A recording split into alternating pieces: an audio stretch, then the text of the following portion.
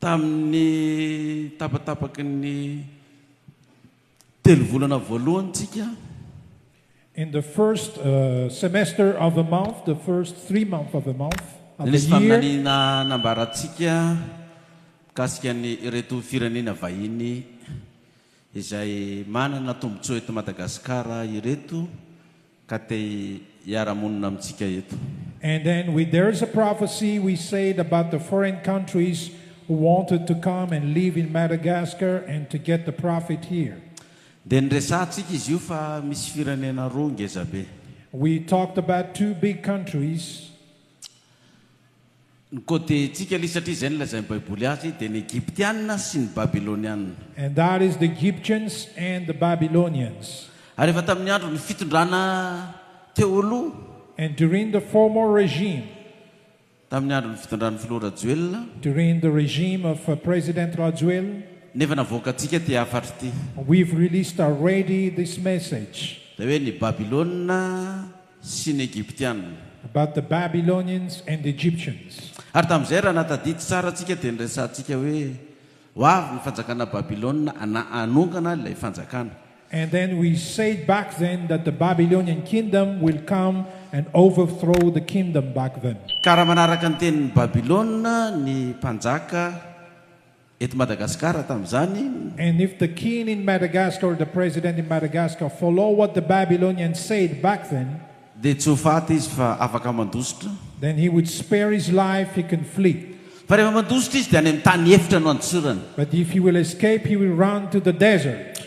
Dia fantatritsika tokoa fa ny filohantsika teo aloha dia rehefa niala teto Madagasikara dia any amin'ny tany efitra tokoa izy no nandeha. And we know well now that our former president, as he left, then he went to the desert. Na dia nandefasany Babilôna fiaramanidina ry zany akazy, Even though Babylon sent an airplane to take him, dia tsy maintsy lasa any amin'ny tany efitra izy satria izay ilay faminaniana ny lasain'i Jehovah. then he had to go to the desert because that was the prophecy that was told by the Lord. Ie, dia tsika koa vao nanomboka ny taona And also at the beginning of the year, dia niteny tamintsika koa Jehovah the Lord also spoke to us fa isy firenena vahiny ho avy eto Madagasikara that a foreign country will come to Madagascar ary hanongana fanjakana izy io. and will overthrow a kingdom or a government. Babilôna ihany moa ny resahany azy tamin'izany. And then the Bible said also about Babylon back then. Tena eniny vaovao koa tsika tao anatin'izay nombolana zay Then we heard the news during the past 6 months fa tsy ny mpanao gazety gasy ihany na ny mpitondra malagasy no nilaza fa nisy zany fa hatrany amin'ny mpanao gazety vahiny samy namoaka an'izany vaovao zany. Not only the Malagasy journalists nor the Malagasy government released that news, but even the foreign journalists released that news. Ary na ny mpanao gazety vahiny aza dia nilaza fa tsy nandray an'izany ho zavatra sandoka na ho maivamaivana ny mpitondra fanjakana malagasy rehefa naheno ny faminaniana ny resahan'io Pasteur Maihol io. And even the foreign journalists say that the government, Malagasy government, took it seriously as they heard the declaration of Pastor Maihol. Nisasaka ny taona tia dia nanana porofo tokoa tsika fa marina ny zavatra nambara satria dia maro ireo olona voapanga fa nanonga mpanjakana niditra ponja. And now we are at the half of a year, and it was proven what we say that was right, because many people now are jailed as they were accused of plotting. Satria vao nanomboka ny taona 4 janvier dia efa navoaka antsika izany fanambarana izany. Because at the beginning of the year, January 4th, we released that declaration. Dia raha mijery nyity perikopa tsika ty tsika to amin'ny Jeremia 9:20. And as we look into a Bible reading program found in Jeremiah 46, Ny andiny voalohany dia manao toy izao. the verse 1 is saying like this. Ny tenin'i Jehovah izay tonga tamin'ny Jeremia mpaminany ny amin'ny jentilisa. This is the word of the Lord that came to Jeremiah the prophet concerning the nations. Ny tenin'i Jehovah izay tonga tamin'ny Jeremia mpaminany ny amin'ny jentilisa. This is the word of the Lord that came to Jeremiah the prophet concerning the nations. Dia fanontaniana mipetraka hoe dia tena miteny tokoa ve Jehovah zany e? So the question is really the Lord speaking? Dia misy teny avy amin'ny Jehovah tokoa ve? Is there really a word from the Lord? Na dia mpanjaka zanak'Israely aza nanontany ny Jeremia an'izany eny e. Even the king of Israel asked Jeremiah about that. Jeremia 7:30. Jeremiah chapter 37. Vakitsika manomboka andininy enina amby folo sy fito amby folo. Then we start from verse 16 and then 17. Jeremia toko fafito amby telopolo andininy enina amby folo sy ny fito amby folo. Jeremiah 37 verse 16 and 17. Zao vasoratra ato. This is what is written here. Ary no nitafita tao an-tranomaizina tao amin'ilay niefitrefitra Jeremia kefa nitoetra tao andro maromaro. Jeremiah was put into a vaulted cell in a dungeon where he remained a long time. Dia naniraka azy Zedekia mpanjaka, ary ny mpanjaka nanontany azy mangingina tao an-trano nanao hoe, mo misy teny avy tamin'i Jehovah tokoa va?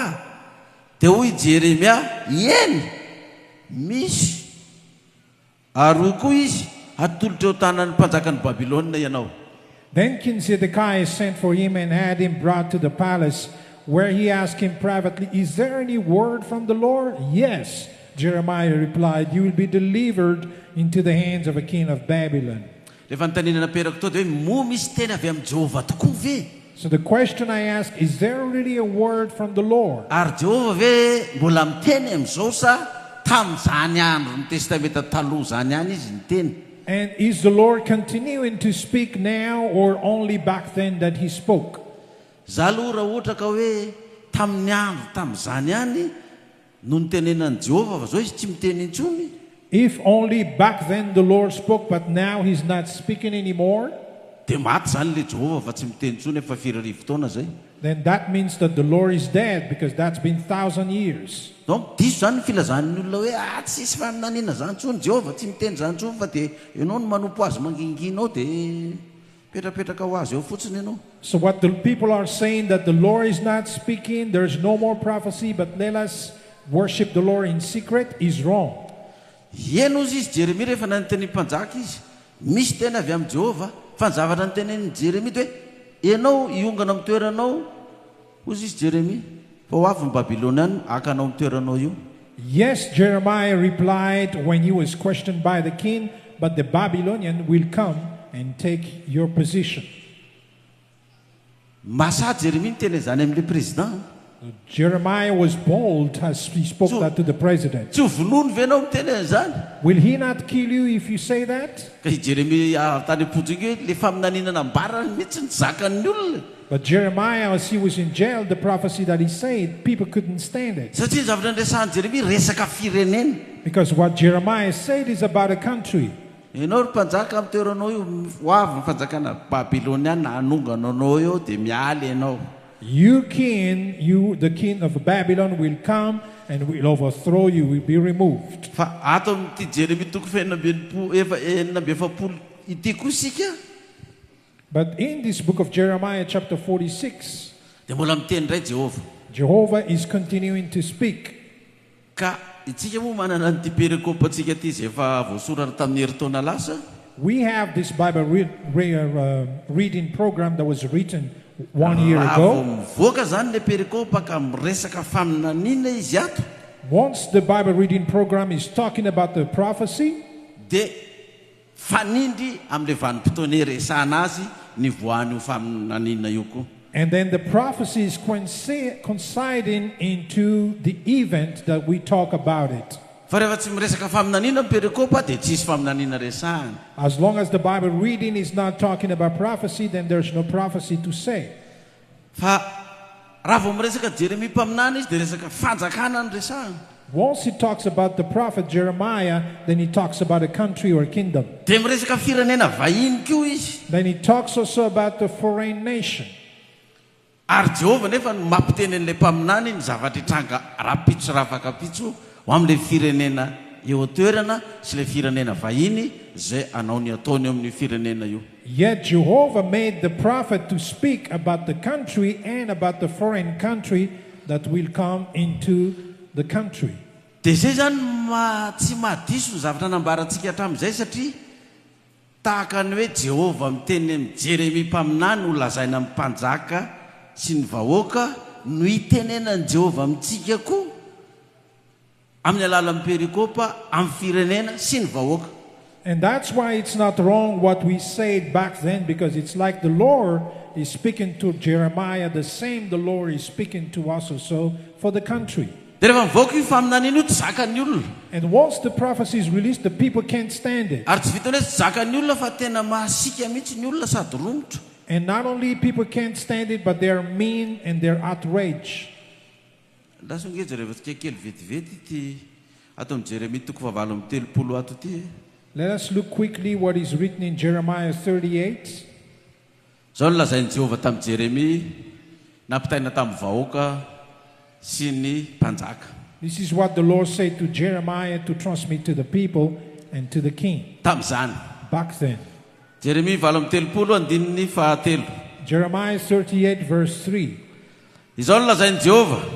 Ity tanàna ity dia atolotra eo tanany miaramila ny mpanjaka ny Babilôna tokoa ka hoafany. And this is what the Lord says. This city will certainly be given into the hands of the army of the king of Babylon, who will capture it. Dia hoy ny mpanapaka tamin'ny mpanjaka, trarantitra ianao. Aoko vonony ity lehilahy ity fa mampiravoravo tanana ny miaramila. Zay sisa amin'ity tanàna ity, man'ny olona rehetra izy no nitenenany taminy araka izany teny izany. Fa ity lehilahy ity tsy mba mitady zay adanan'ity firenena ity, fa zay atonga loza aminy kosa. Then the officials said to the king, "This man should be put to death.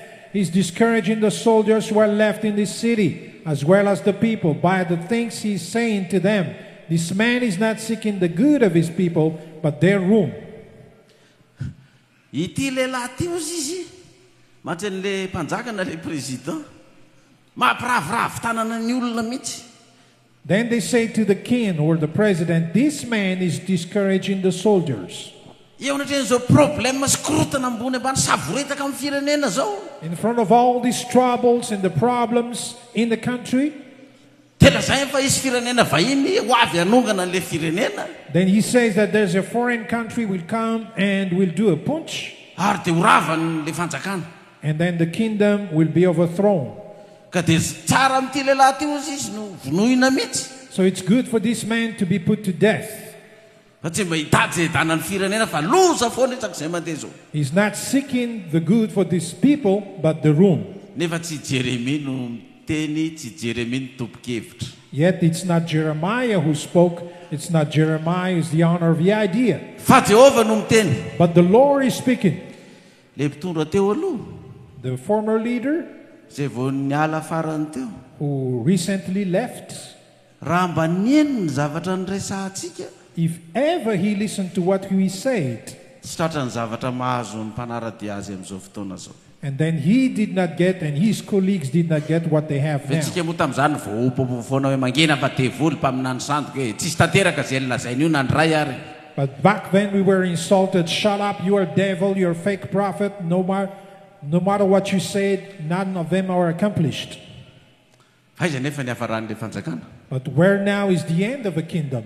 Araky ny lazain'i Jehovah tamin'ny Jeremia mpaminany nambarany tamintsika tanteraka raha baky teny ny faravany na ny fialany teto Madagascar ary.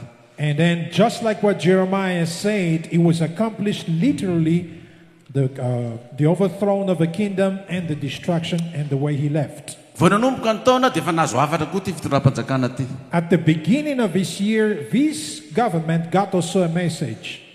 Reny efa nambarantsika reny, Now, we have said it. mpanao gazety vahiny na aty Afrika na any Eropa hatrany Etats-Unis any na ny Rosianina ary mpanao gazety namoaka le faminaniana sy ny zavatra misy amin'izao fotoana zao. Foreign journalists from abroad, from foreign other countries, even the Russians released the message that we said. Ka misasaka ary ty ny taona. Now we are at the half of a year. Tonga indray izy ty. Now we get here Ny teny again. indray Jehovah. The Lord is speaking again. Amin'ity atsasa-taona farany ty. Right at the half of this year. Inona ny tranga? What's going to happen? Tsisy maniry hoe dia ny loza sy ny ratsy foana. Nobody's wishing to have a Fa ruin mba or destruction. maniry daholo ny karangasy efa aloha mba nisoa indray no fanidiavana. But we all wish and we say, come on, let us wish for a good thing. Ary amin'ny maha-olona dia zay. And as a human being, that's right. N'Andriamanitra koa tsy maniry anisy ratsy na anisy loza amin'ny vahoakany. God himself neither, he's not willing to put bad things into his people. Fa zao i Jehovah io mahalala ny apitso. But the Lord knows what's going to happen malala tomorrow. ny zavatra hitranga ara-pitso He knows what will happen na tomorrow. amin'ny fiainanao manokana Whether in your personal life, na amin'ny tokantranonao whether at your home, na eo amin'ny fokotany hoentinao ro lehibe ny fokotany président fokotany even at the area that you lead, Mr. President of the area, na eo amin'ny commune hoentinao de matobe ny tanàna even at your municipality, Mr. Mayor, na eo amin'ny district misy anao whether at the district that you have, na eo amin'ny faritra misy anao de mato chef de région na gouverneur etsony anao or into your region, chief of a governor or chief of a region, na eo or amin'ny Mr. firenena Governor, hoentinao andre matio filoha or into your country, Mr. President. de manana ny afatra foana andriamanitra raha mbola misy mpaminany ao amin'ny firenenao And God has always a message as long as there's a prophet in your country hiteny ny zavatra hitranga to speak what's going to happen melohany fotoana before the time.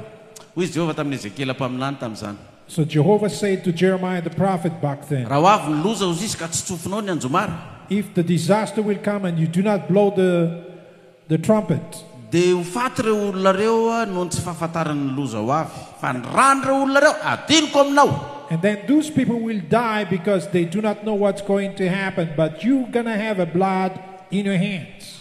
fa raha ny tsofinao ny anjomara But if you did blow the trumpet, fa ny olona ny tsy niaino but the people did not listen, fa ozy ny olona mangina fa mpaminany sandoka but people say, shut up, you're a false prophet, mpandainga you're a liar.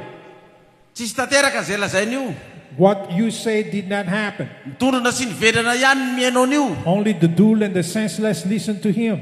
de ho faty tokoa izy ny amin'ny loza ho avy And they will die because of a Satria tsy niomana izy. disaster, because he was not overthrown, fa satria ianao nitsoka ny trompetra but because you blew the trumpet, afaka mirano reo olona ianao reo olona reo nao hoy jehovah and then you are free from their blood, the Lord said. zao indray ary ny amin'ny tianymbolana faharoa ty amin'ity taona 2026 ity So this is what will happen in this 2026. de jereo tsara At the ny half of the andininy year. faharoa Look at the first two. fa mbola miresaka ny Egypta sy Babilôna izy It is still mentioning about Egypt and Babylon.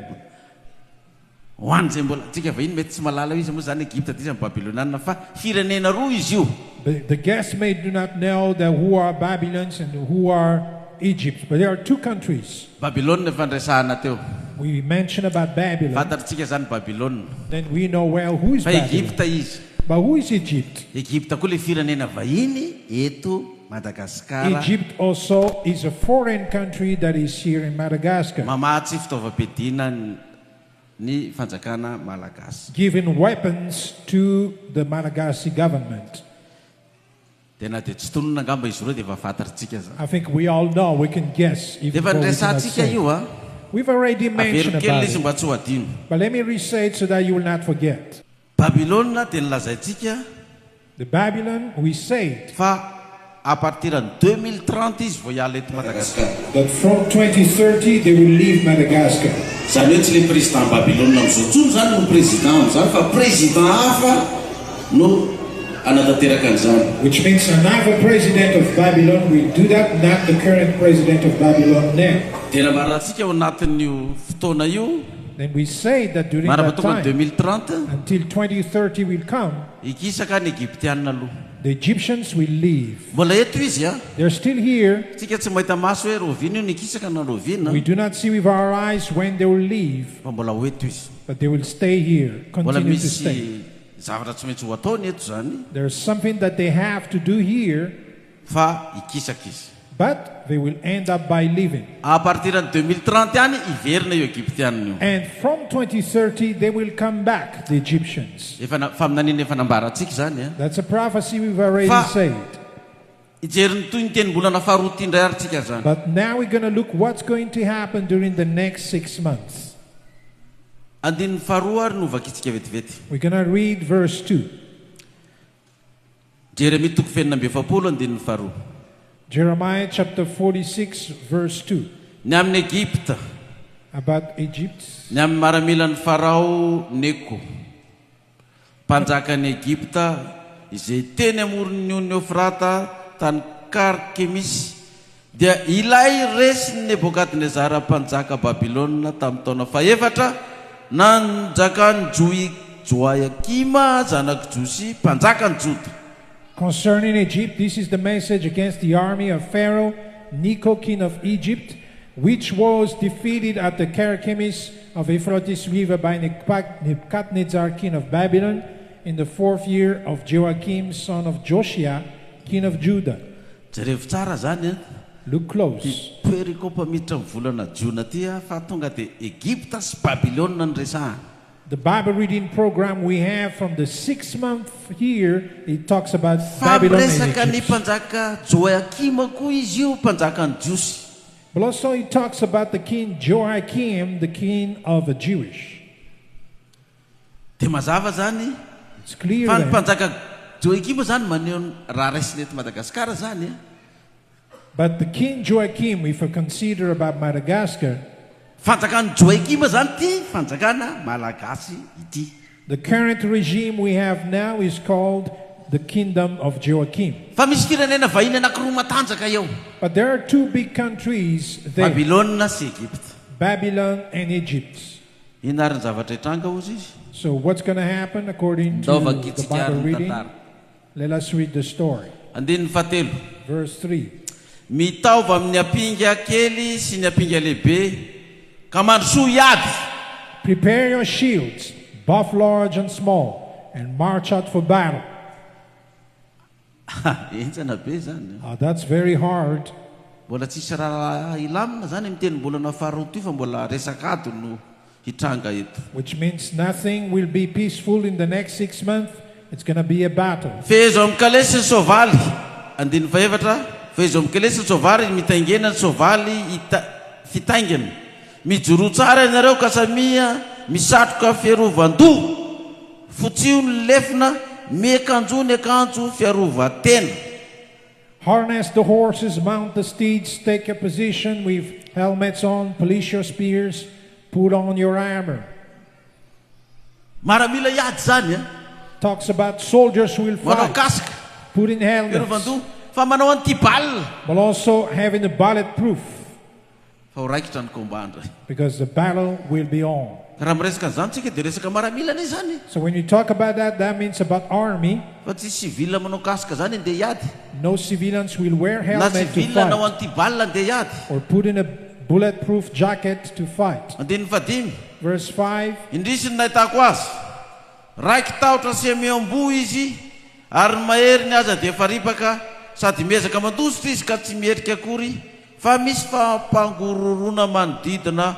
O Jehova! What do I see? They are terrified, they are retreating. Their warriors are defeated. They flee in haste without looking back, and there is terror on every side, declares the Lord. Reto maramila reto zany.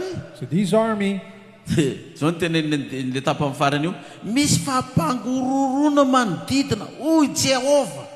then in the last part saying, there's a terror on every side, declares the Lord. Tsy hoe oy Jeremia, It's not declares Jeremiah, tsy hoe Pasteur Maihol, it's not declares Pastor fa Maihol, oy Jehova. but declares the Lord. Misy fampangororona, misy zavatra mampitepitepy, mampatahotra ao zany. There's a terror, there's something that makes them terrified, makes them scared. Andininy fahenina. Verse 6. Tsy ho afa mandositra na hainga tongotra, tsy ho afa mandositra ny hainga tongotra na ho afaka ny mahery.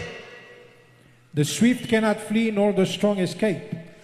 Any avaratra eo amoron'io ny Eufrata no tafitohina sy alavo azy. In the north by the river Euphrates, they stumble and fall. Iza moa izato mizotra tahaka ny ely ary ny onjany misamboaravoara toy ny renirano. Who is that rises like the Nile, like rivers of surging waters? Ezipta mizotra tahaka ny ely ary ny onja misamboaravoara toy ny renirano. Ary hoy izy, izotra aho ka hanafotra ny tany, haringako ny tanàna sy ny mponina eo aminy. Egypt rises like the Nile, like river of surging waters. She says, I will rise and cover the earth. I will destroy cities and their people. Zany hoe, le firenena Egyptianina zany, toy le faminaniana tao hoe, tsy maintsy hiala ihany a. So the continuation of the prophecy, Egypt must leave. Fa tsy hiala moramora koa izy. But he will not leave in peace Eo anoloan'ny Babilôna. in front of Babylon. Fa isamboaravoara be io tantara io. But there's going to be a surging waters like rivers. Ny ondrana This izy story. misamboaravoara toy ny renirano. And then they say the wave is surging like waters, like rivers. Misy rano misamboaravoara sy manonja mihitsy ao zany. So there is a water that is surging Avy amin'ity firenena Egyptianina ity. from Egypt. Satria nahoana? Why? Araka ny fanambarantsika teo aloha zany. As we said before, Mbola ikisaka izy zany fa tsy ho tafajanona. Egypt will leave, he will not stay. Hanao ny fomba hijanonana izy nefany a. But they will do their best to stay. Fa raha io lazain'i Jehovah io zany a. But based on Jehovah, Isamboaravoara be io a. there's going to be a surging water. Ary araka nefa lazaintsika hoe hiala ihany izy ny farany. As we said, finally they will leave. Fa tsy moramora. But it's not going to be easy. Toizantsika le vaky teny averiko le andininy favalo teo. I will read verse Andininy 8, fafito sy favalo. 7 and 8. Iza moa izato mizotra tahaka ny anely ary ny onja misamboaravoara toy ny renirano. Who is this that rises like the Nile, like river or surging water? Ezipta mizotra tahaka ny ely ary ny onja misamboaravoara toy ny renirano. Ary hoy izy, izotra aho ka nafitra ny tany. Arikako ny tanàna sy ny mponina ao aminy. Egypt rises like the Nile, like rivers of surging water. She says, I will rise and cover the earth. I will destroy cities and their people. Izotra nafitra ny tany aho. Arikako ny tanàna sy ny mponina ao aminy. She says, I will rise and cover the earth. I will destroy the cities and their people. Zany hoe Ezipta zany hiezaka amin'ny fomba rehetrarehetra andrakotra n'ilay tany. Which means Egypt will do their best to cover the earth. Andrakotra raha raisina globalement andrakotra ny Afrika zany. Globally to cover Africa. Efa zay ny eritreritry ny Ezipta. That's the imagination of Egypt. Fa le firenena Babilôna efa aty Afrika io koa. But the Babylonians who are already in Africa, Io tena tsy amela koa io mahazo. they will do their best to stop them. Tsy anaiko rakofan'ny Egyptianina zany io. Not to accept that the Egypt will cover Africa. Ary zay ny marakitra n'le ady. And that's why the battle will be on.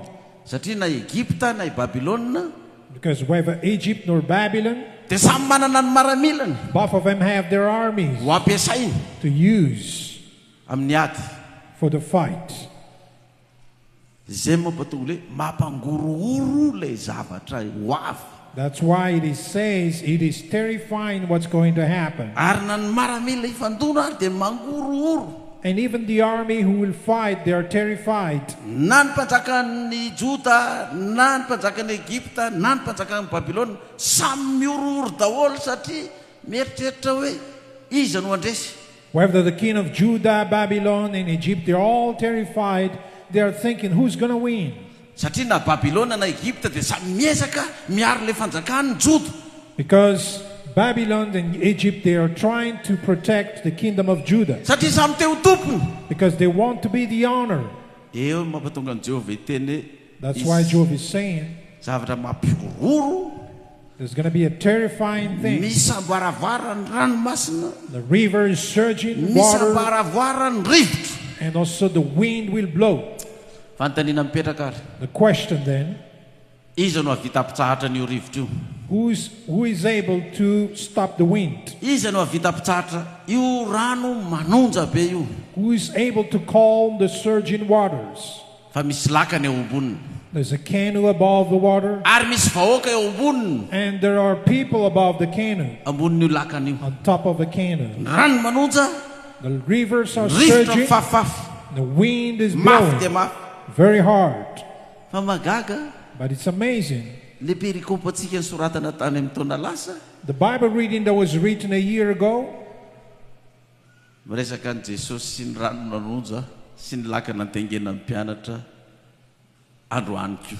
also talks about Jesus and the surging water and the disciples. Dahorintsika ao amin'ny perikopantsika manaraka ao Marka toko fahenina. Let us go to the next Bible reading in Mark chapter 6. Dia mbola averiko Then I say again, fa ny mpanoratra an'ity tamin'ny herintaona but the author of this Bible reading a year tsisy ago eritreritra zany hoe nenimbolana faharoa amin'ity taona ty any never thought that the next 6 months of this year ka hisy hery roa lehibe ifandona. that there will be two big countries will fight. Firenena roa lehibe. Two big countries. Zany hoe Madagascar zany zao ny raisitsika le lakana. Let's say Madagascar is the canoe, Vahoaka ny ranomasina. And then the people are the sea. Misy mpianatra ao anatin'ny lakanao. There are disciples inside the canoe. Ina ary ny zavatra nitranga. Then what happened? Fitaovaka itsika ary ny tantara. Let us read the story. Marka